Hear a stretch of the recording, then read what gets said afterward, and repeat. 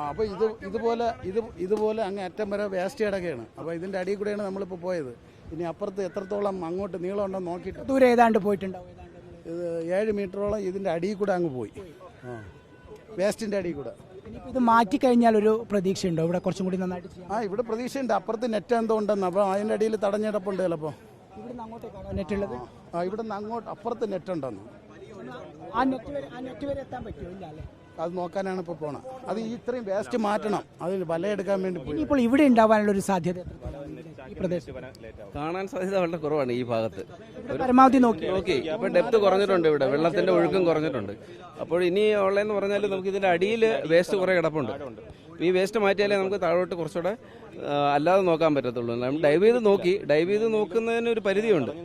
ഒരു പൈപ്പായിട്ടാണോ ഉള്ളത് അല്ല വലിയ ഓപ്പൺ ഹോളായിട്ടാണ്? ഓപ്പൺ ഹോളാണ് ഇപ്പോൾ. പക്ഷെ അതിന്റെ മുകളിൽ ഈ വേസ്റ്റ് ഒന്ന് അടിഞ്ഞിരിക്കുകയാണ്.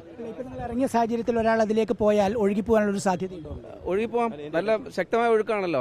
അടിയിൽ നിൽക്കുന്ന ആളെ നമ്മൾ പിടിച്ചു നിർത്തിയേക്കാണ്. ഈ ഡൈവ് സാധ്യത എന്ന് പറഞ്ഞാൽ ഇതിന്റെ അപ്പുറം ഭാഗം നോക്കുക എന്നുള്ളതാണ്. അതെ, ഇപ്പൊ അപ്പുറത്തെങ്ങാനും സാധ്യത ഉണ്ടോ എന്ന് നോക്കുക, അവിടെ ഉണ്ടോ എന്ന് നോക്കുക. അല്ലെങ്കിൽ ഇതിന്റെ അടിയിൽ തന്നെ തടഞ്ഞിരിക്കാനാണ് സാധ്യത. ഇത്രയും എക്സ്പീരിയൻസ് ചോദിക്കുകയാണ്. ഇനിയിപ്പോൾ ഇവിടെ ഉണ്ടാവാനുള്ള ഒരു സാധ്യത ഇല്ലല്ലോ? കുറവാണ്.